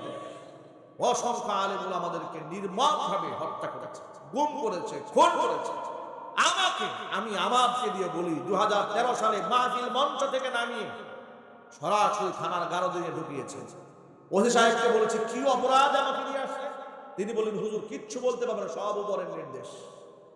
গেল সকালবেলা কোর্টে যখন দাঁড় করিয়েছে, দেখি মামলা হাজিরার মধ্যে লিখেছে, মামলার এজাহারে লিখেছে আব্দুর রহিম মাদানী, উনি বিএনপি উপদেষ্টা। উনি গোপন বৈঠকে ছিলেন 100 মানুষ নিয়ে। গোপন বৈঠকে পুলিশ যখন ধাওয়া দিয়েছে, সব মানুষ পালায় গেছে, 5-7 জন পালাইতে পারে না, এর মধ্যে আমি একজন। আমার পকেটে 16টা ককটেল পাওয়া গেছে। মামলা লিখেছে। আপনি আন্দাজ করতে পারেন আমি যখন কারাগারে ঢুকলাম, সেখানকার চোর বাটপারেরাও বলেছে আল্লাহর গজব করুক ওদের উপর। যারা খুনের মামলার আসামি তারাও বলেছে যে এই লেভেলে আলেমদেরকে তারা গ্রেফতার করে আল্লাহ লানত করুক এদের উপরে। এইরকম আচরণ ওরা করেছে। হাতের মধ্যে হাত তারা পরিয়ে আদালতে দরুর রশিদিয়া টেনে মানুষের সামনে দাঁড় করে আমাদেরকে অপমানিত করেছে, লাঞ্ছিত করেছে। আমাদের এই দৃশ্য দেখে দেশের মানুষ চোখের পানি ছেড়েছে, আমাদের জন্য রোজা রেখেছে, কান্না করেছে, আল্লাহর কাছে দোয়া করেছে। 2019 সালে হজের সফরে গিয়েছি। 18তে গ্রেফতার হয়েছে, 19 সালে আল্লাহ পাক বাইতুল্লাহতে নিয়েছিলেন। তো সেখানে যাওয়ার পরে বাইতুল্লাহ চত্বরে তাহাজ্জুদের নামাজের সময় মসজিদের দিকে যাচ্ছি, এমন সময় পাবনা জেলার এক মহিলা স্বামী সহ সপরিবারে হজে গেছে। কসম আল্লাহর রব্বিল কাবা, কাবার রবের কসম করে বলছি, এই মহিলা দূর থেকে আমাকে দেখে চোখের পানি চোখে দরদর করে কেঁদে দিয়েছে। আমাকে দেখে বলছে, হুজুর জেলখানায় যখন আপনাকে ঢুকানো হয়েছিল, এই সংবাদ যখন আমরা ফেসবুকে পেয়েছি, আমরা অজস্রভাবে কেঁদেছি এবং আপনার জন্য আল্লাহর কাছে দোয়া করেছি। এমনকি তাহাজ্জুদের সময় এই বাইতুল্লাহ চত্বরে দাঁড়িয়ে আল্লাহর কাছে বলেছিলাম, আল্লাহ জীবনে একবার যেন হুজুরকে দেখতে পারি। মাত্র দোয়া করে তাহাজ্জুদের নামাজ পড়ে মসজিদ থেকে বের হয়েছে, আর সাথে সাথে আপনার সাথে আল্লাহ পাক দেখা করে দিয়েছেন। আল্লাহু আকবার বলবেন না? আমি আমার কেরামতি বুঝাবার জন্য বলি নাই, আল্লাহর কসম, কারণ এখানে আমার কেরামতি কিছুই নাই। কেরামতি যদি হয় তো মহিলার হয়, ঠিক কিনা বলেন?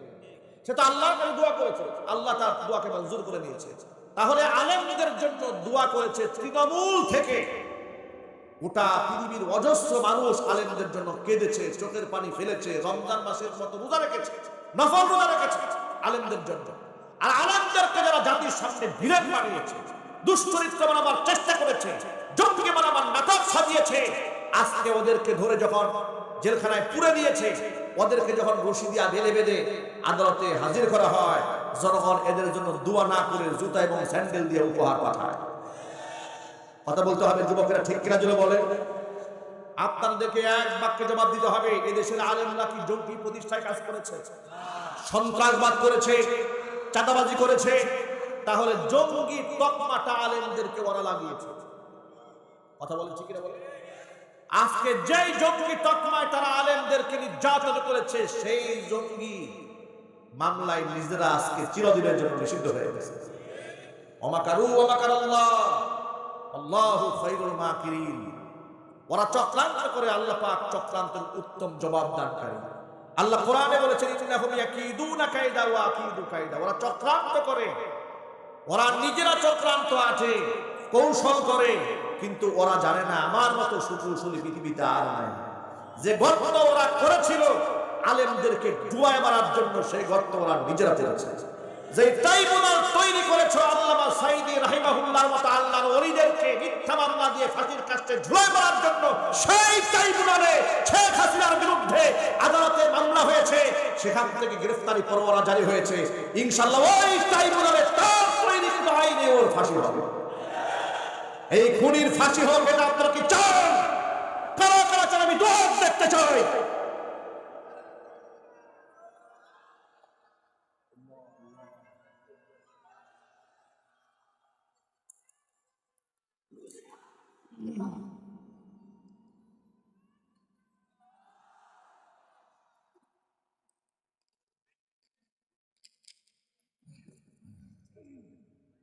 আমার প্রিয় ভাই, আলেম আমাদেরকে জঙ্গি তকমা দিয়েছিল ওরা, অথচ আপনারা এক বাক্যে জবাব দিয়ে বলবেন বাংলাদেশে হাজার হাজার মাদ্রাসা আছে না নাই? সবাই জোরে বলেন। কোন মাদ্রাসার ছাত্ররা অস্ত্রবাজি করে মাদ্রাসা বন্ধ করেছে? একটা ঘটনা আছে। কোন মাদ্রাসার মধ্যে মাদক পাওয়া গেছে? গাঁজা, আফিম, হেরোইন? কোন মাদ্রাসায় ছাত্রী ধর্ষিতা হয়েছে, নির্যাতনের শিকার হয়েছে? এরপরও এরা হয়ে গেছে দেশের শত্রু, ওরা হয়ে গেছে বন্ধু, যারা বিশ্ববিদ্যালয়ে ধর্ষণ করে সেঞ্চুরি করে উদযাপন করেছে। কথা বলতে হবে, ঠিক কিনা বলেন? ওরা আমাদেরকে সন্ত্রাস বলতো, মৌলবাদ বলতো, উগ্রবাদ বলতো, অথচ আমাদের মাদ্রাসার মধ্যে সার্চ দিলে কি পাওয়া যাবে? অসংখ্য কোরআন শরীফ পাওয়া যাবে। কথা বলেন না কেন? আচ্ছা, আমি কি মিথ্যা কথা বলছি আপনাদের সামনে? কোরআন পাওয়া যাবে, হাদিসের কিতাব পাওয়া যাবে, তাফসীরের কিতাব পাওয়া যাবে, তাসবিহ পাওয়া যাবে, জায় নামাজ পাওয়া যাবে, কিন্তু সেখানে হকি স্টিক পাওয়া যাবে না। জুড়ে বলেন। চাইনিজ কোরআন পাওয়া যাবে না, লগি বৈঠা পাওয়া যাবে না। আর ওদের এই সোনার ছেলেদের হলে যখন সার্চ দেওয়া হয়েছে, কি সুন্দর সুন্দর তাহাজ্জুদের সরঞ্জাম, ঠিক না? বড় বড় রামদা, এগুলা পাওয়া যায় নাই, হকি স্টিক পাওয়া যায়নি। ওরা সারা জীবন সন্ত্রাস কর্মকাণ্ড করে, নিজেরা জঙ্গিবাদ কায়েম করে, নিজেদের অপকর্মকে আলেমদের উপর চাপিয়ে তারা সত্যকে মিটিয়ে দেওয়ার ষড়যন্ত্র করেছিল। আমি আপনাদেরকে একটা এক্সাম্পল দিয়ে আলোচনার শেষ দিকে যাব। আপনারা কি বিরক্ত হচ্ছেন? আপনাদের কষ্ট হচ্ছে? আপনারা বলেন তো একটা কথা, বীর দর্পে বলবেন, সত্যকে কি কোনোদিন মিথ্যা দিয়ে চাপা দিয়ে রাখা যায়? পৃথিবীতে আজ পর্যন্ত কেউ পেরেছে? সাময়িকভাবে একটু ধোঁয়াশা সৃষ্টি করা যায়, কিন্তু সত্যকে কোনোদিন মিথ্যা দিয়ে ধামাচাপা দিয়ে রাখা যায় না। গোটা পৃথিবীর যুবকদের চরিত্রের জন্য অন্যতম শ্রেষ্ঠতম উপমা আল্লাহর নবী ইউসুফ আলাইহিস সালাতু ওয়াস সালাম, যাকে আল্লাহ রাব্বুল আলামিন এমন সুন্দর চেহারা আর এমন অবয়ব দিয়ে সৃষ্টি করেছেন, গোটা জগতে তার সাথে চেহারার সৌন্দর্য দিয়ে আর কারো তুলনায় হয় না। জোরে জোরে কোন আল্লাহু আকবার। আমাদের নবী, আমাদের কলিজার টুকরা নবী, নয়নমণি বিশ্বনবী মুহাম্মদ রাসূলুল্লাহ সাল্লাল্লাহু আলাইহি ওয়াসাল্লাম মিরাজ রজনীতে সমস্ত নবীদের সাথে সাক্ষাৎ করেছেন। সাক্ষাৎ হওয়ার পরে দুনিয়াতে আসার পরে সাহাবীদের মাঝে গল্প করেছেন। সাহাবীদেরকে ডেকে ডেকে বলেছেন, ও সাহাবীরা, আমার ভাই ইউসুফের সাথে যখন আমার দেখা হলো, জিবরাইল আলাইহিস সালাতু ওয়াসসালাম যখন পরিচয় করায় দিলেন যে ইনার নাম হচ্ছে হযরত ইউসুফ, আমি তার চেহারার দিকে যখন তাকালাম, আমার কাছে মনে হয়েছে গোটা পৃথিবীর সৌন্দর্যটাকে যদি দুটা ভাগে ভাগ করা যায়, তাহলে অর্ধেকটা সৌন্দর্যতা আল্লাহ রাব্বুল আলামিন গোটা বিশ্বের মধ্যে বন্টন করে দিয়েছে, আর গোটা পৃথিবীর সমস্ত সৌন্দর্যতার বাকি অর্ধেক আমার ভাই ইউসুফের চেহারার মধ্যে আল্লাহ পাক দান করে দিয়েছে। ভাবা যায়, এটা কিন্তু সাধারণ মানুষের স্টেটমেন্ট নয়, এটা সাধারণ মানুষের মন্তব্য নয়। এই মন্তব্য হযরত ইউসুফ সম্পর্কে করেছেন নবিয়ুনা মুহাম্মদ রাসূলুল্লাহ সাল্লাল্লাহু আলাইহি ওয়াসাল্লাম। অপারেটর ভাই, একটু সাউন্ড বাড়াই দেওয়া যায় না? কথা টানতেছে না, কষ্ট হচ্ছে কথা বলতে আমার। ইউসুফ আলাইহিস সালাতু ওয়াসসালামের চেহারা সম্পর্কে রাসূল পাক সাল্লাল্লাহু আলাইহি ওয়াসাল্লাম এই মন্তব্য করেছেন। আচ্ছা, আপনারা কি আন্দাজ করতে পারেন যে মানুষ কতটা সুন্দর হলে চেহারার দিকে তাকিয়ে এক মুহূর্তে তৎকালীন যুগের মেয়েরা ফল না কেটে হাত কেটে ফেলে দিয়েছিল? এটা কি পৃথিবীর সাধারণ কোনো চেহারার সাথে তার তুলনা হয়? সুবহানাল্লাহ বলেন। এই যে হাত কাটার ইতিহাস, এটা কি বানানো গল্প না, এটা স্বয়ং আল্লাহ পাক কোরআন মাজিদের মধ্যে উল্লেখ করেছেন। জোরে জোরে করে আল্লাহু আকবার। আমি এই গল্পের কিয়াদংশ আপনাদের সামনে উপস্থাপন করে মূল শিক্ষাটা বলেই আমি আমার খুতবা শেষ করব। যদি আপনারা ধৈর্যের সাথে থাকেন তাহলে ভালো একটা মেসেজ পাবেন ইনশাআল্লাহ। থাকতে পারবেন তো ইনশাআল্লাহ? তো এই যে সুন্দর একটা মানুষ, এই সুন্দর মানুষের প্রেমাসক্ত হয়ে গেল বাদশার স্ত্রী। এলাকার সম্ভ্রান্ত মহিলারা সমালোচনা শুরু করে দিয়ে বলল, বাদশার স্ত্রী কি পাগল হয়ে গেল নাকি? একটা গোলামের প্রেমে প্রেমাসক্ত হয়েছে, একটা গোলাম তার বাড়িতে থাকে, খরিদ করে আনা হয়েছে, এমন একজন ব্যক্তির প্রেমে প্রেমাসক্ত হয়েছে, এই মহিলা কি পাগল টাগল হলো? জুলাইখা যখন শুনেছে, বিরাট লম্বা ইতিহাস, এলাকার সম্ভ্রান্ত সমস্ত মহিলাদেরকে নিজের বাড়ি দাওয়াত দিচ্ছে। একটু আপনাদেরকে কোরআনের ভাষায় শোনাই। আল্লাহ রাব্বুল আমিন বলেছেন, ফালাম্মা সামিআত বিমাকরিহিন্না আরসালাত ইলাইহিন্না ওয়া আ'তাদাত লাহুন্না মুত্তাকাআ ওয়া আতাত কুল্লা ওয়াহিদাতিন মিনহুন্না সিকিনা وقالت اخرج عليهن فلما رأينه أكبرنه وقطعن أيديهن وقلن حاش لله ما هذا بشرا إن هذا إلا ملك كريم। এলাকার মহিলারা তার সমালোচনা করছে, জুলাইখা তাকে উন্মাদ বলছে, পাগল বলছে, দিওয়ানা বলছে। তিনি যখন শুনতে পেলেন ইউসুফ আলাইহিস সালাতু ওয়াসসালাম কেমন মানুষ, কেমন চেহারার অধিকারী, এলাকার মানুষরা জানতো না।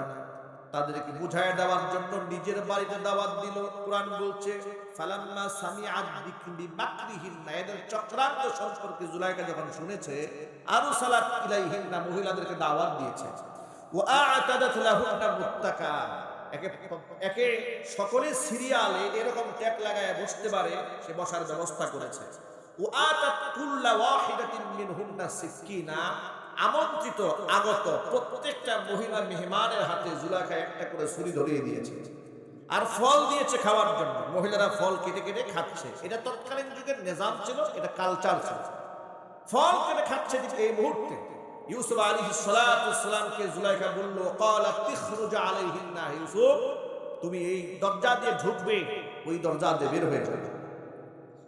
ইউসুফ আলাইহিস সালাতু ওয়াসসালাম এক দরজা দিয়ে ঢুকেছে, আর এক দরজা দিয়ে বের হয়েছে। এতটুকু নজর পড়েছে, এক মুহূর্তের জন্য নজর পড়েছে আগত মেহমানদের হযরত ইউসুফের চেহারা। এই চেহারা দেখা মাত্র কোরআনে আল্লাহ বলেছেন, আগে বলেন আল্লাহু আকবার, আরো জোরে। এটা তো আমার কথা বলবো না, আল্লাহ কি বলেছেন সেটা আগে শুনুন। কোন আল্লাহু আকবার। আল্লাহ বললেন ফালাম্মা রাআইনাহু, মহিলারা যখন আমার নবী ইউসুফকে দেখলো, আকবারনাহু আই আ'জাবনাহু, একেবারে বিস্মিত হয়ে গেল। এমন বিস্মিত হয়েছে, এমন অবাক করা হয়েছে, ওয়া কাত্তা'না আইদিয়াহুন্না, হাত কেটে ফেলেছে। ওয়া কুলনা, এরা বলে ফেলেছে, হাশা লিল্লাহ, কসম রবে, মা হাদা বাশারা, এটা তো মানুষ হতে পারে। এই চেহারা ব্যক্তি মানুষ হতে পারে না। ইন হাদা ইল্লা মালাকুন কারীম, সম্মানিত ফেরেশতা ছাড়া কিছুই হতে পারে না। এমন চরিত্র আল্লাহ পাক নবী ইউসুফ আলাইহিস সালাতু ওয়াস সালামকে দান করেছিলেন। এমন চরিত্রের অধিকারী হওয়ার পরে পৃথিবীর মধ্যে শুধুমাত্র চেহারার সৌন্দর্যতা তিনি ছিলেন না, যেমন আল্লাহ পাক তার চেহারা সুন্দর বানিয়ে দিয়েছিলেন, তেমন আল্লাহ তার থেকেও আখলাক বেশি সুন্দর বানিয়ে দিয়েছিলেন।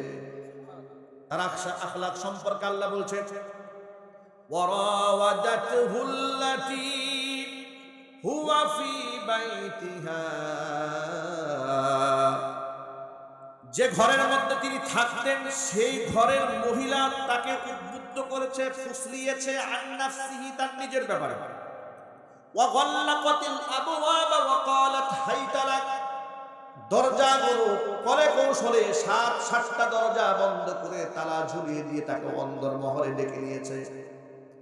অন্দরমহলে নীরবে নিভৃতে যৌন চাহিদা, তার হীন স্বার্থকে চরিতার্থ করার জন্য যৌন উদ্দীপক পোশাক করেছে। নাউজুবিল্লাহ। ক্বালা হাইতা লাক, ক্বালাত হাইতা লাক, ইউসুফ আসো আমার কাছে, আমার কামনা বাসনা পূরণ করো। জোরে বলেন নাউজুবিল্লাহ। ইউসুফ আলাইহিস সালাতু ওয়াস সালাম বললেন, ক্বালা মাআযাল্লাহ,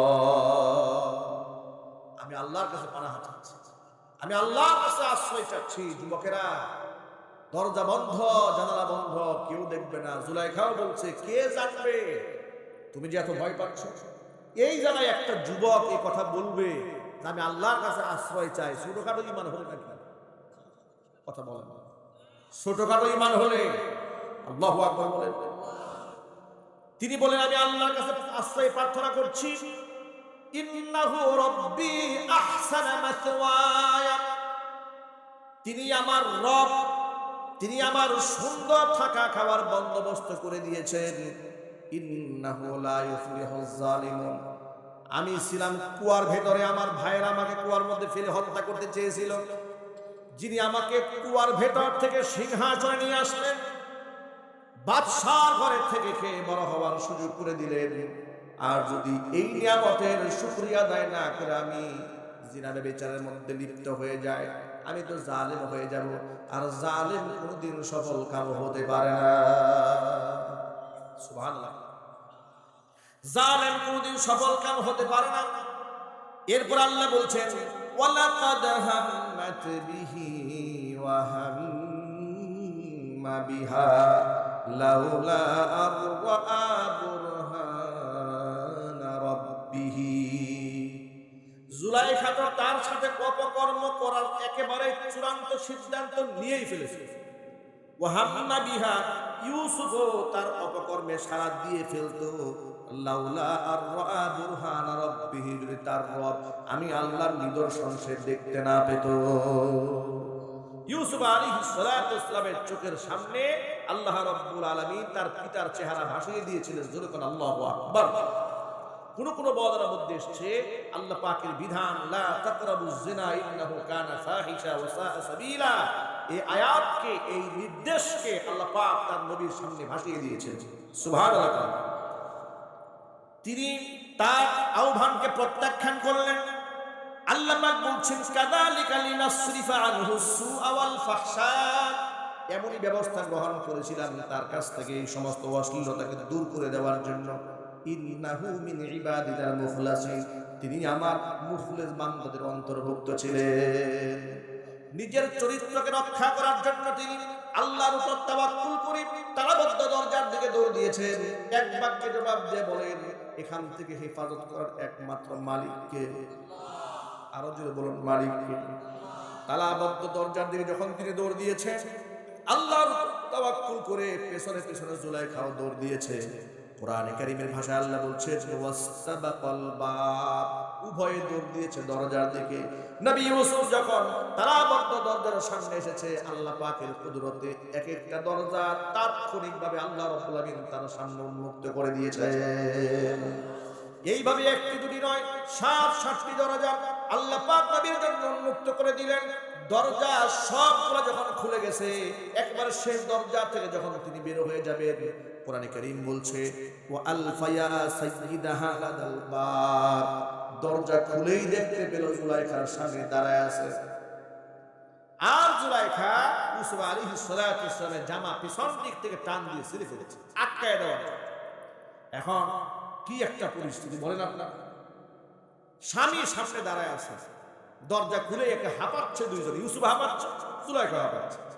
যখন মহিলা বুঝলো ধরা তো পড়ে গেছে, তো বাঁচতে তো হবে, তাৎক্ষণিক শয়তান তার উপর সওয়ার হলো। শয়তান তাকে বুদ্ধি দিয়ে দিল, এক কাজ কর। তাৎক্ষণিক এই দুষ্টা ইউসুফের কাজের উপর চাপাই দেয়। তিনি সাথে সাথে ইউসুফের ওর দুষ্টা চাপাই দিয়ে বললেন, কালাত মা ফামা জাযাউ মা আরাদা মিন আহলিকা বিসুইন, আপনার স্ত্রীর সাথে অপকর্ম করার চেষ্টা যে করেছে তাকে জেলখানায় বন্দী করা ছাড়া তো কোনো উপায় নাই, কঠিন শাস্তি তাকে দিতে হবে। প্রিয় ভাইরা, এক বাক্যে জবাব দিয়ে বলুন, ইউসুফ আলাইহিস সালাতু ওয়াস সালাম অপরাধ করেছেন? আরো জোরে বলুন। কিন্তু তার উপর অপবাদ আরোপ করা হয়েছে নিজের অন্যায়কে ঢেকে দেওয়ার জন্য। কথা বলতে হবে, ঠিক কি না? ইউসুফ আলাইহিস সালাতু ওয়াস সালাম এতক্ষণ চুপ ছিলেন, কিন্তু যখন তার উপর অপবাদ আরোপ করা হয়েছে, তিনি আর চুপ থাকতে পারলেন না। তিনি বললেন, ক্বালা হিয়া রাওয়াদাতনি আন নাফসি, আমি তাকে ফুসলাইনি, আমি তার চরিত্র হরণের জন্য চেষ্টাও করিনি, বরং সে আমাকে ফুসলিয়েছে, আমার চরিত্র হরণের চেষ্টা সে করেছে। এবার স্বামী জিজ্ঞেস করলো, তাহলে ইউসুফ তোমার প্রমাণ কি, দলিল কি বলো? ইউসুফ আলাইহিস সালাতু ওয়াস সালাম বললেন, প্রমাণ আমার কাছে আছে। জুলাইখা হতবাক হয়ে গেছে, দরজা বন্ধ, জানালা বন্ধ, দৌড় দিয়েছি, কেউ দেখে নাই, তাহলে দেখলো কে? প্রমাণ কোথায়? ইউসুফ আলাইহিস সালাতু ওয়াস সালাম বললেন, ঘরের ভিতরে দুল নাই দুল খাওয়া এক নবজাতক শিশু শুয়ে আছে, এখনো কথা বলতে পারে না, ও আমার পক্ষে সাক্ষী দিবে। অবাক বিস্ময়ে তাকিয়ে আছে, বলে কি? ইউসুফ পাগল টাগল হয়ে গেল, নবজাতক কথা বলবে? আল্লাহু আকবার। নবজাতককে আনা হলো। আপনারাই বলেন, আল্লাহ পাক যদি চান নবজাতকের মুখ থেকে কথা বের করতে পারেন কিনা? আরো জোরে বলুন, পারেন কিনা? আল্লাহ রাব্বুল আলামিন নবজাতকের জবান খুলে দিয়েছেন। বাদশার সামনে যখন তাকে আনা হয়েছে, এমন কৌশলে জবাব দিয়েছেন, বাদশা কারো সাক্ষীর প্রয়োজন মনে করে নেই, নিজেই ইউসুফের পক্ষে সাক্ষী হয়ে গেছে। বাদশা সামনে এসে বলে নাই ইউসুফের কোনো দোষ নাই, সব দোষ আপনার স্ত্রীর। এভাবে কথা না বলে এমন একটা কৌশলে বাদশা জবাব দিয়েছে, বাদশা দেখে নিজেই তার পক্ষে সাক্ষী হয়ে গেছে। কোরআনের ভাষায় শোনেন, আল্লাহ রাব্বুল আলামিন বলছেন, ওয়া শাহিদা শাহিদুম মিন আহলিহা ইন কানা কামিসুহু কুদ্দা মিন কুবুলিন ফাসাদাকাত ওয়া হুয়া মিনাল কাযিবিন। ও বাদশা, আপনি আগে ইউসুফের জামার দিকে তাকান, তার জামা কি সামনের দিক থেকে ছেঁড়া নাকি পেছন দিক থেকে ছেঁড়া, এটা আগে দেখেন। যদি জামা সামনের দিক থেকে ইউসুফের ছেঁড়া হয়, তাহলে বুঝে নেবেন আপনার স্ত্রী সত্যবাদী, ইউসুফ মিথ্যাবাদী। কারণ একজন পুরুষ যখন কোনো নারীর উপর ঝাঁপায় পড়ে, সেই নারী নিজেকে রক্ষা করার জন্য সামনের দিক থেকে পুরুষের জামা কাপড় ধস্তাধস্তি করতে করতে হয়তো বা ছিঁড়ে ফেলতে পারে, ঠিক কিনা বলেন? তাহলে প্রমাণ হয়ে যাবে ইউসুফ মিথ্যাবাদী। আর জামা যদি পেছন দিক থেকে ছেঁড়া হয়, প্রমাণ হয়ে যাবে আপনার স্ত্রী মিথ্যাবাদী, ইউসুফ সত্যবাদী। এবার আপনারা বলেন, জামা সামনে ছেঁড়া না পেছনে ছিঁড়া? আরো জোরে। কোরআনে কারীম থেকে এবার শুনেন, আল্লাহর ভাষায় শুনেন, আল্লাহ বলছেন ফালাম্মা রাআ কামিসাহু কুদ্দা মিন দুবুরিন ক্বালা ইন্নাহু মিন কাইদিকুন্না ইন্না কাইদাকুন্না আযীম। বাদশা যখন ইউসুফ আলাইহিস সালাতু ওয়াস সালামের জামার দিকে তাকিয়েছে, তাকিয়ে দেখতে পেলেন জামা পেছন দিক থেকে ছেঁড়া। এবার তিনি বুঝতে পারলেন যে দুষ্টা আসলে কার। ইউসুফ আলাইহিস সালাতু ওয়াস সালামকে তিনি বললেন আরিদ আন হাদা, তুমি এখান থেকে মুখটা ফিরায় নাও, এই ব্যাপারে তোমার আর কথা বলার দরকার নাই। আর বউকে ডেকে বলছেন ইন্নাহু মিন কাইদিকুন্না, এটা তোমাদের চক্রান্ত, ইন্না কাইদাকুন্না আযীম, তোমাদের মহিলাদের চক্রান্ত বড় ভয়ঙ্কর। নারীদের চক্রান্তে যে একবার পা দিয়েছে, যদি ইমাম সাহেব দিয়ে থাকে ইমামতি নাই, কথা বল, যদি মুয়াজ্জিন সাহেব দিয়ে থাকে মুয়াজ্জিনের চাকরি নাই, Saqlain police cadre, BCS cadre, Saqlain পরিমণির ফাঁদে পা দিয়েছে, বেটার চাকরিও নাই, চরিত্রও নাই, সম্মান নাই, সব। কথা বলতে হবে ঠিক কিনা যুবকেরা? এই জন্য যেখানে সেখানে পা দেওয়া যাবে না, সাবধান। ইন্না কাইদাকুন্না আযীম, মহিলাদের চক্রান্ত বড় ভয়ঙ্কর। এটা সব মহিলা না, আবার যারা নিকার মহিলা তারা পৃথিবীর শ্রেষ্ঠ সম্পদ। চিল্লাকেন আল্লাহু আকবার। মহিলাদের চক্রান্ত বড় ভয়ঙ্কর। আমি এই উপমা, এই ঘটনা শুরু থেকে শেষ পর্যন্ত টানতে গেলে 6 মাসেও শেষ হবে না, এত শিক্ষা এখানে আছে।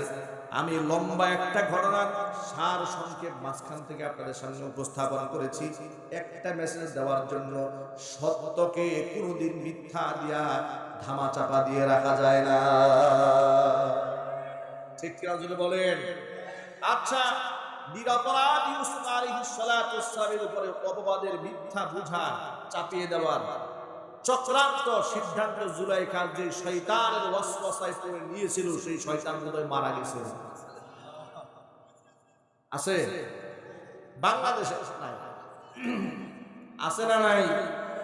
যে শয়তান চক্রান্ত করে জুলাইখাকে উদ্বুদ্ধ করেছিল নিরপরাধ ইউসুফ আলাইহিস সালাতু ওয়াস সালামের উপরে অপবাদের বোঝা চাপিয়ে দেওয়ার জন্য, সত্যকে আড়াল করে মিথ্যাকে প্রতিষ্ঠা করার জন্য যে শয়তান চক্রান্ত করেছিল, সেই শয়তান আজও বাংলাদেশে আছে না নাই?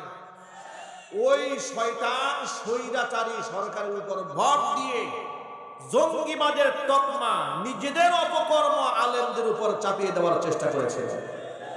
কথা বলতে হবে ঠিক কিনা জোরে বলেন? ওরা পরাজিত হয়েছে।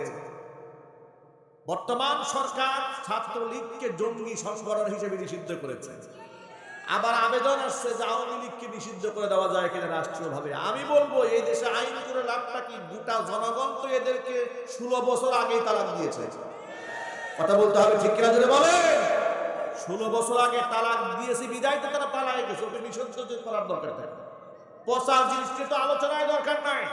এই বাংলাদেশে অনেক তন্ত্রমন্ত্র দেখা হয়েছে, অনেক লোভনীয় প্রস্তাবে জাতির সামনে উপস্থাপন করা হয়েছে। জাতি বুঝে গেছে সব মিথ্যা, চাঁদাবাজি, ভণ্ডামি ছাড়া কিছু নয়। অতএব আগামীর সংসদ, আগামীর বাংলাদেশ হবে কোরআনের সংসদ এবং কোরআনের বাংলাদেশ। এই জন্য গোটা বাংলাদেশ থেকে, সমস্ত উপজেলা থেকে, 300 আসন থেকে আলেমদের নেতৃত্বে আসুক, এটা কি আপনারা চান? কারা কারা চান? গোয়েব দেখান, কারা কারা চান?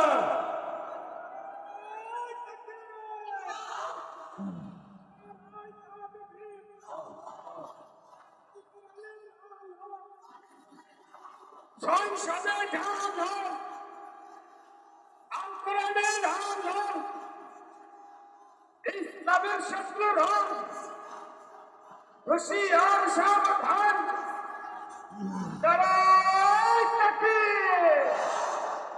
এই জন্য কোরআনে কারীমের খেলাফতের বিকল্প কোনো রাস্তা নাই। ইনশাআল্লাহ বলেন, আল্লাহর কোরআনের খেলাফত কায়েম করতে হবে। ইনশাআল্লাহ বলেন, যদি খেলাফত প্রতিষ্ঠিত হয় এ জাতি মুক্তি লাভ করবে।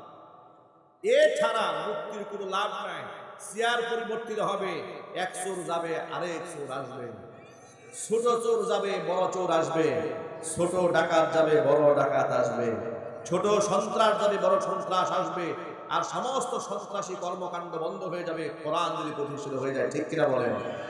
আফগানিস্তান যেমন মাত্র 2 বছরে ঘুরে দাঁড়িয়েছে, গোটা পৃথিবীর মধ্যে মডেল রাষ্ট্র হয়ে যাচ্ছে আফগানিস্তান। বলেন ইনশাআল্লাহ, বলেন আলহামদুলিল্লাহ।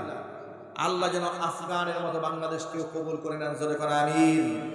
সুতরাং যার সাথে যার মহব্বত, তার সাথেই তার কিয়ামত। আমাদের মহব্বত হবে নবীদের সাথে, আমাদের মহব্বত হবে উলামাদের সাথে, আমাদের মহব্বত হবে শহীদদের সাথে, আর আমাদের সংগ্রাম হবে কোরআনে কারীম রাজ কায়েম করার জন্য। আল্লাহ রাব্বুল আলামিন আমাদের সকলকে কবুল করেন, মঞ্জুর করেন। সকলে জোরে বলুন আমিন। মালিক তুমি জান্নাতে তোমার পাশে আয়, একটি ঘর বানিয়ে দিও, একটি ঘর